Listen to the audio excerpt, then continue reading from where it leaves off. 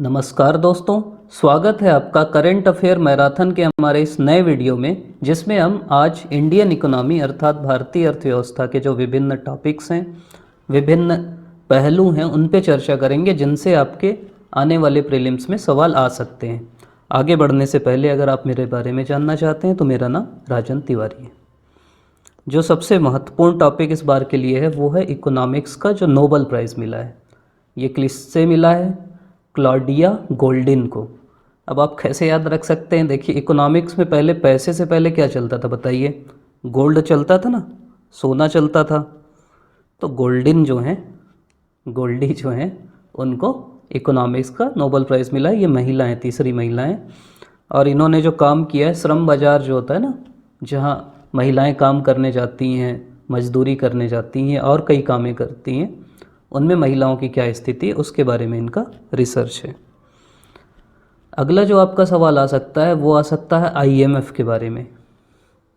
तो आईएमएफ जो है दो रिपोर्ट जारी करती है, मतलब दो मेजर रिपोर्ट जारी करती है। पहला है ग्लोबल फाइनेंशियल स्टेबिलिटी रिपोर्ट।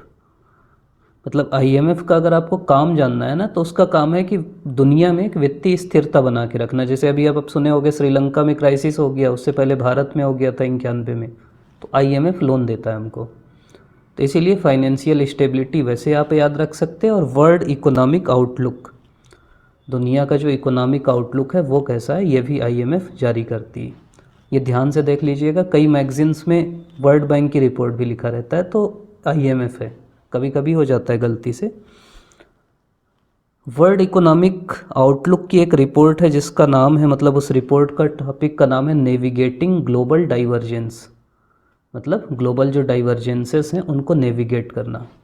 और इसमें ये कहा गया है कि इंडिया जो है, हमारा भारत जो है, वो अभी भी, मतलब पहले भी था और अभी भी फास्टेस्ट ग्रोइंग इकोनॉमी दुनिया में रहेगा। आईएमएफ की कोई भी ग्रोथ रेट पूछे तो 6.3 कर देना, 3 दूनी 6, 6.3। ठीक, आईएमएफ से सवाल पूछ रहा है इसलिए मैं थोड़ा सा बता दे रहा हूँ। आईएमएफ से 20 में भी सवाल आया था, अभी पिछले साल भी आया था, और थोड़ा घुस के पूछ रहा है। तो आपको पता होगा कि जब द्वितीय विश्व युद्ध ख़त्म होने लगा ना, तो एक हुआ कि अब दुनिया को फिर से कैसे रिस्ट्रक्चर किया जाए आर्थिक रूप से। और उस समय दादा जो बन गया था दुनिया का वो अमेरिका था। तो अमेरिका वाशिंगटन डीसी को मुख्यालय बनवाया आईएमएफ और वर्ल्ड बैंक का, और एक कॉन्फ्रेंस हुई उस समय जिसको बोलते हैं ब्रेटन वुड कॉन्फ्रेंस। तो ये नाम आपसे पूछ सकता है, ब्रेटन वुड कॉन्फ्रेंस। इस कॉन्फ्रेंस से आईएमएफ भी बना और डब्ल्यू भी, मतलब वर्ल्ड बैंक भी बना। कब बने दोनों? तो 1944 में। मतलब दोनों बहन हैं, ऐसा सही में है, मजाक नहीं कर रहा हूँ। अगर आपसे पूछा कि आईएमएफ की बहन कौन है तो विश्व बैंक है। इसमें 190 सदस्य देश हैं, विश्व बैंक में 189 हैं। आईएमएफ में एक सिस्टम है जिसको बोलते हैं एसडीआर सिस्टम। एसडीआर सिस्टम को हम पेपर गोल्ड सिस्टम भी बोलते हैं। मतलब ये क्या है? मतलब ऐसे गोल्ड आप समझ लीजिए, एक तो फिजिकल गोल्ड होता है, एक होता है पेपर गोल्ड। मतलब एसडीआर को लेके आप जा सकते हो। फुल फॉर्म अगर आप मेरे से पूछेंगे तो इसका होता है स्पेशल ड्राइंग राइट्स। एसडीआर जो है वो 5 मुद्राओं में रहता है। ये भी आपसे पूछ सकता है कौन कौन सी मुद्राएं हैं। डॉलर तो रहेगा ही, अमेरिका का है, यूरो है, येन है, पाउंड स्टर्लिंग है, और चाइनीज़ रेनमिनबी है। आपको क्या ध्यान रखना है कि रूस वाला नहीं है ना, तो हमको लगता है रूस तो रहेगा ही यार। एसडीआर में ना सबका अपना अपना कोटा होता है कि टोटल अगर 100 एसडीआर हैं तो किसका कितना कोटा है। तो भारत का जो कोटा है एसडीआर में वो है 2.75। पिछले बार प्री में आया था 2.75। और आईएमएफ में एक चीज़ और है, जैसे हमारे यहाँ है ना एक व्यक्ति एक वोट, तो लोग, अमेरिका बहुत चालाक है इसीलिए तो लोग गुस्साते हैं इससे। वहाँ क्या है कि जितना आप उसको कंट्रीब्यूशन करोगे ना, जितना आपका कोटा, उतना वोटिंग परसेंटेज है। जैसे अगर टोटल 100 वोट हैं तो 17 वोट अमेरिका के हैं। भारत का कितना है? 2.63%। और छोटे छोटे ये भूटान, नेपाल, इनका तो 0 में है। तो आपसे पूछ सकता है कि वहाँ भी एक व्यक्ति एक वोट है? नहीं है भैया, वहाँ आपके कोटे के हिसाब से वोट है। और ऐसा नहीं कि मैं पैसा दे देता हूँ तो मेरा कोटा बढ़ जाएगा, नहीं बढ़ने देते, वो धीरे धीरे बढ़ता है। हेडक्वार्टर जैसे हमने पढ़ा वाशिंगटन डीसी में। सेम चीज़ हम वर्ल्ड बैंक के बारे में भी थोड़ा सा जान लेते हैं। इसकी स्थापना भी ब्रेटन वुड कॉन्फ्रेंस से 1944 में हुई। इसकी 5 संस्थाएं हैं, IBRD, IFC, IDA, ICSID और मीगा।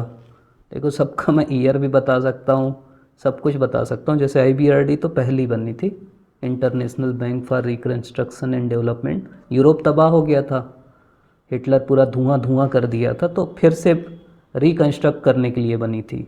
ये फाइनेंस के लिए है, ये डेवलपमेंट एजेंसी है, ये सेटलमेंट के लिए है। और मीगा जो है गारंटी देने के लिए कि हम इन्वेस्टमेंट करेंगे तो कुछ दिक्कत ना आए। तो ये पता रहना चाहिए आपको। भारत ना ये चारों का सदस्य, IBRD, IFC, IDA और मीगा। ICSID का सदस्य हम नहीं, हम बोलते हैं यार सेटलमेंट जो भी होता है उस हम नहीं मानते तुम्हारा कानून। विश्व बैंक का उद्देश्य क्या है? 2030 तक जो एक्सट्रीम गरीबी है उसको ख़त्म करना। इसके अलावा आपसे ये पूछ सकता है, अलग अलग जो संस्थाएं हैं उनकी रिपोर्ट आती है, तो रिपोर्ट क्या क्या है? जैसे विश्व बैंक की रिपोर्ट है, एक तो है ईज़ ऑफ डूइंग बिजनेस। ये इसमें भारत की रैंकिंग बहुत बड़ी है, देख लीजिएगा, कमेंट में बताइएगा, नहीं तो फिर मैं बता दूंगा। दूसरी विश्व बैंक की रिपोर्ट है जो है ह्यूमन कैपिटल इंडेक्स, मतलब ह्यूमन कैपिटल इंडेक्स, UNEP आपको पता है। इसकी रिपोर्ट है ग्लोबल इन्वायरमेंट आउटलुक। फिर एक है वर्ल्ड इकोनॉमिक फोरम, इसकी रिपोर्ट आती है global gender gap report. Gender मतलब लैंगिक अंतराल रिपोर्ट। और अंकटाड जो है वो विश्व निवेश रिपोर्ट। अभी हम आगे पढ़ेंगे कि किस देश से, बताइए कहाँ से आता है भारत में सबसे ज़्यादा पैसा? सिंगापुर से आता है कि मॉरिशस से आता है कि अमेरिका से आता है? यही क्रम है शायद। किस क्षेत्र में सबसे ज़्यादा आता है, ये सब जो बताता है अंकटाड बताता है। 1964 में बना था और रिपोर्ट है इसकी विश्व निवेश रिपोर्ट। ये सवाल आ सकता है कि विज़न अभी खूब चल रहा है, विज़न इंडिया एट 2047, मतलब 2047 में भारत कैसा हो, तो ये जो काम करने वाली है ये है नीति आयोग। जैसे इसमें हमारा एक क्या है कि 2027-28 तक $5 ट्रिलियन GDP करना हमारा लक्ष्य है, जिससे हम दुनिया की तीसरी सबसे बड़ी अर्थव्यवस्था बन जाएंगे। अभी कौन सी है बताइए? तो अभी हम हैं, अगर GDP के टर्म में आप देखोगे तो 5वीं सबसे बड़ी अर्थव्यवस्था है, नॉमिनल GDP अगर आप देखोगे। और PPP के टर्म्स में, मतलब परचेजिंग पावर पैरिटी में देखोगे तो हम तीसरे नंबर में हैं। अब आप बोलोगे PPP क्या है? PPP मतलब होता है कि जैसे अभी आप देखते हो $1 लेके कोई आया तो यहाँ 80 रुपये है। PPP में हम वस्तु देखते हैं कि भारत में जैसे एक आम है, मतलब 1 किलो आम भारत में मिलता है मान लीजिए 100 रुपये का, ठीक, और 1 किलो आम अमेरिका में मिलता है कुछ भी $20 का, तो $20 बराबर 100 रुपये, मतलब $1 बराबर 5 रुपये। ये होता है PPP। तो इसमें हमारा फ़ायदा हो जाता है। किस किस चीज़ में फर्स्ट हैं हम बनाने में? तो वैक्सीन, क्योंकि कोविड के बाद खूब बनाए हैं तो वैक्सीन में हम फर्स्ट हैं। फिर से अभी मैं फिर पूछूंगा आपसे, दूध में फर्स्ट है, मिल्क में, डेयरी में हम फर्स्ट हैं। सेकंड किस में है? क्रूड स्टील में, अपना है ना, बेलाडीला से ले जाते हैं, पता है ना आपको, मतलब बेलाडीला से हम विशाखापट्टनम भेजते हैं, वहाँ से जापान जाता है हमारा जो लोहा है, और वहाँ से फिर बन के आता है। तो क्रूड भेजने में हम एक्सपर्ट हैं। और मोबाइल में भी सेकंड है। और किस में सेकंड है याद करना, फिर बताऊंगा मैं। एक कॉन्सेप्ट है जिसको बोलते हैं यूनिकॉर्न। यूनिकॉर्न मतलब है ऐसी कोई कंपनी जो 2000 के बाद बनी हो और उसका मूल्य अब हो गया हो, नेटवर्थ हो गया हो या वैल्यू हो गई हो कि $1 बिलियन। तो अभी 2023 की पहली यूनिकॉर्न बनी है जेप्टो। जेप्टो, ठीक। एक सवाल एक बार बहुत पहले आया था, इसलिए ये मैं आपके सामने रख दिया हूँ कि वर्तमान में महारत्न कंपनियाँ कितनी हैं और नवरत्न कितनी हैं। तो वर्तमान में महारत्न है 13 और नवरत्न है 16। नवरत्न 9 को उल्टा करोगे तो 6, उसके आगे लगा दो 1, 16, ठीक। महारत्न 13। फिर ये हमारा India economy in a snapshot, मतलब भारतीय अर्थव्यवस्था को देखते हैं। तो ये सामने मैं रख दिया हूँ, आप बस ये ध्यान रख लीजिए, मतलब जो आपको मैं बताना चाह रहा हूँ। एक होता है फिजिकल डिफिसिट, राजकोषीय घाटा। तो ये अभी 22-23 में हमारा कितना है 6.4। ये आसपास पता रहना चाहिए आपको कितना है।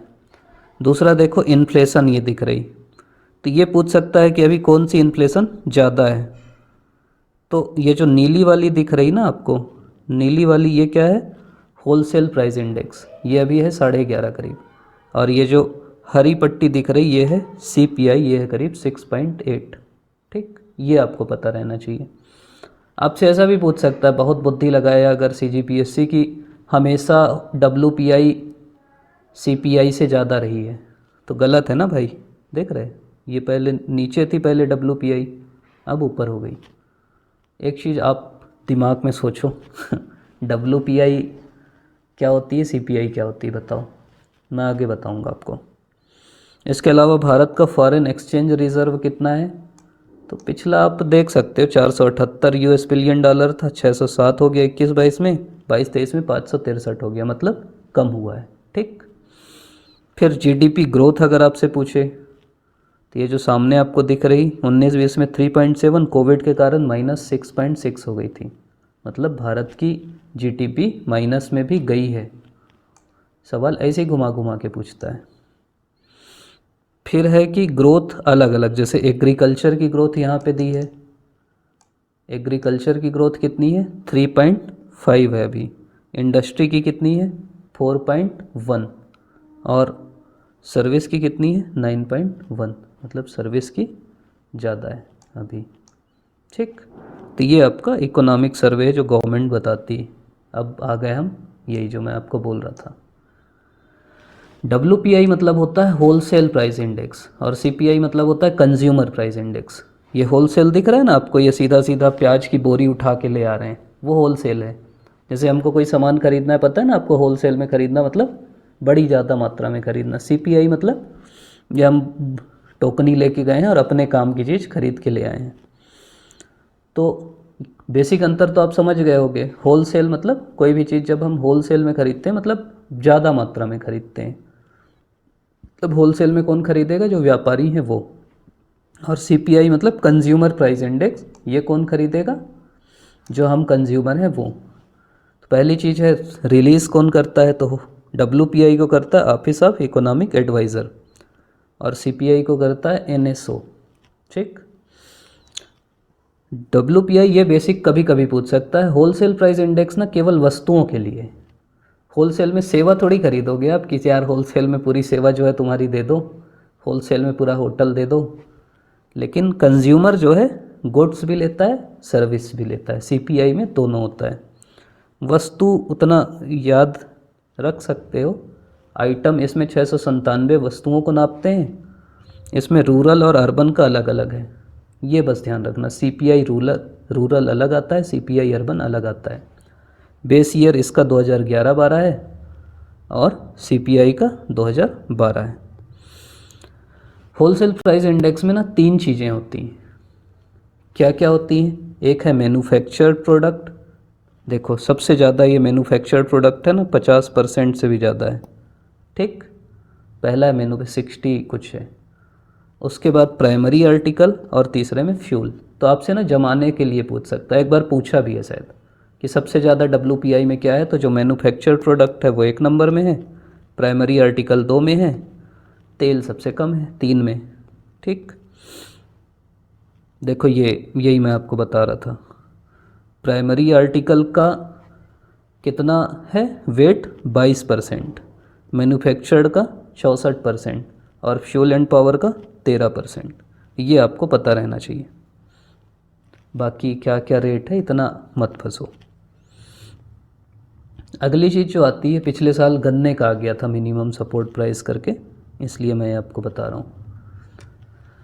मिनिमम सपोर्ट प्राइस मतलब होता है न्यूनतम समर्थन मूल्य। सब लोग जानते हो ना, अभी धान बेच रहे हैं, किस में बेच रहे हैं, न्यूनतम समर्थन मूल्य में बेच रहे हैं, 3100 मिलेगा करके। तो कितनी फसलों पे मिनिमम समर्थन मूल्य मिलता है, 23, 2, 3। ठीक, 2 में 1 बढ़ा है 3। 23 में 14 खरीफ फसल हैं, 6 रबी फसल हैं और 3 कमर्शियल हैं। याद रहे तो कर लेना, नहीं तो ज़रूरी नहीं। 23 में 22 पे डिक्लेयर करती गवर्नमेंट, मतलब पहले बताती है CACP डिक्लेयर करती है और उसको cabinet committee on economic affair जिसके अध्यक्ष प्रधानमंत्री होते हैं वो फाइनल निर्णय लेते हैं। एक गन्ना होता है जिस पे हम लोग डिक्लेयर करते हैं FRP, फेयर एंड रिन्यूमरेटिव प्राइस। मतलब इसमें हम लोग सरकार जो मिल है ना, गन्ना मिल, उनको बोलती हैं कि तुमको इतने में ख़रीदना है, सरकार नहीं खरीदती, इसलिए इसको FRP बोलते हैं। इसके अलग अलग प्राइस होते हैं। सवाल में अगर पूछा ना A2 किससे रिलेटेड है, C2 किससे रिलेटेड है, तो ये मिनिमम सपोर्ट प्राइस से रिलेटेड है। क्या है, अभी परेशान हो जाओगे। मतलब कई चीज़ रहती है, एक रहती है कि फैमिली लेबर को काउंट करते हैं, एक करते हैं आपका रेंट जो फोरगोन हुआ, तो लंबा कॉन्सेप्ट है, बोलोगे समझा दूंगा। ऊर्जा उत्पादन की अगर हम बात करें तो ऊर्जा उत्पादन में देखिए दो होता है, एक तो होता है जीवाश्म ईंधन, ठीक, कोयला वोयला गैस ऐस, दूसरा होता है गैर जीवाश्म ईंधन, नॉन कोयला। तो हमारे देश में जीवाश्म ईंधन से ऊर्जा जो होती है वो है 56.8%, ठीक, मतलब 50 से ज़्यादा है। इसमें भी सबसे ज़्यादा मतलब मेजर शेयर करीब 90% कोयला से होती है, दूसरा नेचुरल गैस से होती है, फिर लिग्नाइट से होती है, फिर तेल से बहुत कम होती है। तो ये क्रम कभी पूछ लिया तो ध्यान रखिएगा, कोयला टॉप में है, फिर गैस है, फिर लिग्नाइट है, फिर तेल है, और जीवाश्म ईंधन का परसेंट है 56.8। बाकी कितना बचा 43.2, ये है गैर जीवाश्म। गैर जीवाश्म में नाभिकीय भी आता है, न्यूक्लियर, तो न्यूक्लियर से हम करते हैं 1.6, ठीक। 43.2 में आप 1.6 घटाओगे कितना आएगा 41.6। तो गैर जीवाश्म में जब हम नाभिकीय घटा देंगे तो बचेगा नवीकरणीय। तो नवीकरणीय कितना परसेंट है 41.6। नवीकरणीय में सबसे ज़्यादा क्या है, नवीकरणीय में सबसे ज़्यादा है सूरज, जो हम ऊपर आता है ना, लेना चाहिए धूप। तो सूरज सौर ऊर्जा का है 16.2, फिर है पानी 11.2, फिर है हवा 10.3, सौर, जल, पवन, और फिर है बायोमास। तो ये क्रम ध्यान रखिएगा, सोलर, वाटर, पवन, बायोमास। ये जो एग्जैक्ट डाटा मिल गया था मेरे को तो मैं सोचा आपको दिखा दूं, ये याद करने की ज़रूरत नहीं है। देखो सोलर अभी की स्थिति में दिसंबर 2023 में अभी इंस्टॉल्ड कैपेसिटी है 180.79 गीगावाट। ये इसलिए बता दिया कि एक सवाल एक बार आ गया था कि हमारे में रिन्यूएबल की कैपेसिटी है 500 गीगावाट। पता रहना चाहिए कि भैया 500 बहुत होता है, अभी 180 है। विंड की 44 है, सोलर की 73 है, बायोमास की 10 है, स्मॉल हाइड्रो की और कम है, लार्ज हाइड्रो 46.88 है, ठीक। मतलब सोलर, फिर लार्ज हाइड्रो, फिर विंड। समझ गए, आगे बढ़ते हैं। बजट में ना दो चीज़ है, एक है कि रुपए कहाँ कहाँ से आता है और दूसरा रुपए कहाँ कहाँ जाता है। बताओ कहाँ कहाँ से आता है।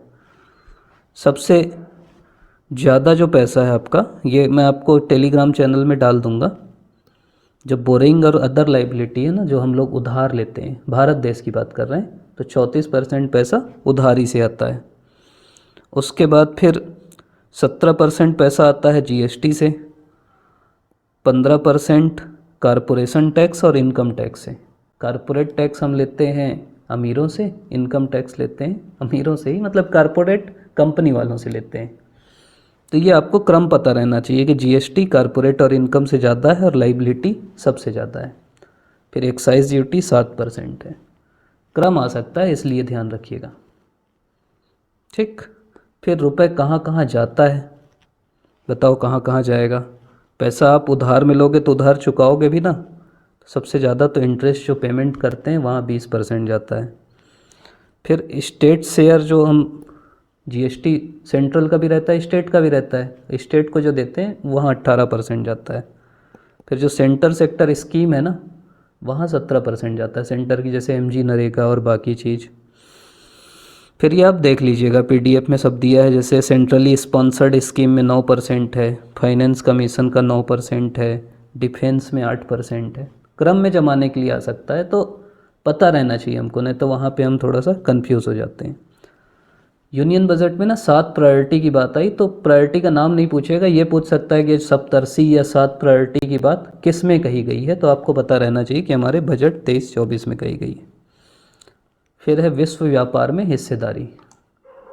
भारत टोटल अगर 100 रुपये का विश्व में व्यापार होता है तो 2.7 रुपये भारत आयात करता है। मतलब विश्व की टोटल 100 रुपये का अगर आयात होता है तो 2.7 रुपये भारत की हिस्सेदारी है। मतलब आयात में 2.7% और निर्यात में 2.2%। इसीलिए दिक्कत है, इसीलिए मेक इन इंडिया ये वो कि हमारा निर्यात बढ़े। तो आयात में हमारी हिस्सेदारी है 2.7, निर्यात में है 2.2। 2 याद रखना। बाह्य ऋण हमारी जीडीपी का कितना है? 19.2%। ये भी दिक्कत है क्योंकि ऋण कम रहना चाहिए ना। अभी एक रिपोर्ट आई थी कि धन जो रिसिप्ट बोलते हैं उसको, मनी रिसिप्ट, उसमें भारत का क्या स्थान है? तो सबसे फर्स्ट है हमारा। मतलब हमारे लोग बाहर जाते हैं और पैसा सबसे ज़्यादा हमको भेजते हैं, तो भारत फर्स्ट है। एफडीआई में आपको शुरू में पूछा था, बताओ पहला कौन है? तो पहला है सिंगापुर। मतलब ऐसा याद रख लो कि पहले में सिंगर लोग हैं, ठीक। सिंगापुर, फिर है मॉरिशस, फिर है यूएसए। Singapore, Mauritius, USA. मतलब सिंगर, मॉरिशस, सिंगर को मारे, फिर यूएसए, तो आप इसे याद रखोगे। तो सिंगापुर, मॉरिशस और यूएसए। कुछ भी सिंगर याद रख लो या सिंग याद रख लो, सींग याद रख लो कि सबसे पहले सींग मारते हैं ना, सींग सबसे ऊपर रहती है। तो फर्स्ट में सिंगा, फिर मॉरिशस, फिर यूएसए। किस एरिया में अगर देखेंगे तो कंप्यूटर सॉफ्टवेयर हार्डवेयर में हम टॉप में रहते हैं। तो कंप्यूटर सॉफ्टवेयर हार्डवेयर में सबसे ज़्यादा आती है, फिर सेवा में आती है, फिर व्यापार में आती है। यही चीज़ मैं आपको बोल रहा था। पहले में है दूध में, ठीक, और वैक्सीन में। सेकंड एक और एक्स्ट्रा जुड़ गया, मछली, मत्स्य। और फोर्थ है हम प्राकृतिक रबर के उत्पादन में। तो ये हमको पता रहना चाहिए। टेली घनत्व एक होता है कि जो टेलीफोन है उसमें सबसे ज़्यादा घनत्व मतलब जैसे 1 किलोमीटर, मान लो 1 किलोमीटर का एरिया है, वर्ग किलोमीटर का, उसमें कितने ज़्यादा लोगों के पास टेलीफोन है। दिल्ली में सब पास पास है ना, बहुत लोग हैं, तो दिल्ली तो मैक्सिमम ही होगा। बिहार थोड़ा गरीब राज्य है तो वहाँ सबसे कम है, क्योंकि लोग ज़्यादा हैं। घनत्व में ये भी देखते हैं कि 100 लोग हैं और 100 फ़ोन हैं, समझ रहे? तो बिहार में लोग बहुत हैं। तेल उपभोक्ता देशों का क्रम अगर आपको जमाने को आएगा तो सबसे पहले है अमेरिका, दूसरे नंबर में चीन है, तीसरे में भारत है। आप अभी तक देख रहे हैं, इसके लिए आपका बहुत बहुत धन्यवाद। चैनल को लाइक करिएगा, शेयर करिएगा, सब्सक्राइब करिएगा, और जो भी आपके डाउट हैं, आपके जो भी सुझाव हैं, या आप और जिस टॉपिक पे चाहते हैं वीडियो बनवाना वो बताइएगा, उसको हम लोग पक्का करेंगे। एक चीज़ और जो मैं बोलना चाह रहा था कि सर बोलते हो ना तो थोड़ा मज़ा नहीं आता यार। मतलब बच्चे लोग बोलते ही हैं, पढ़ाते हैं हम लोग, भैया बोला करो। भैया बोलने में एक हम लोग क्योंकि नवोदय में पढ़े हैं, वहाँ ना सब भैया भैया भैया भैया बोलने में ज़्यादा अच्छा लगता है। तो भैया बोलोगे ना तो सर मन है तो सर बोलो, भैया मन है तो भैया भी बोल दिया करो। बाकी आप लोग जो भी आपका सुझाव और जो भी आप लोग बोल रहे हैं, जैसे प्रीवियस ईयर क्वेश्चन के लिए आप लोग बोले थे, उसके लिए हम लोग काम कर रहे हैं। सीसेट के लिए भी काम कर रहे हैं। बाकी और भी जो चीज़ें हम लोग को समझ में आएगी, जो प्रीलिम्स के लिए ज़रूरी है, उसको करने का भी प्रयास करेंगे। बाद में फिर बाकी टॉपिक तो कर ही लेंगे। आप अभी तक देख रहे हैं, इसके लिए आपका बहुत बहुत धन्यवाद।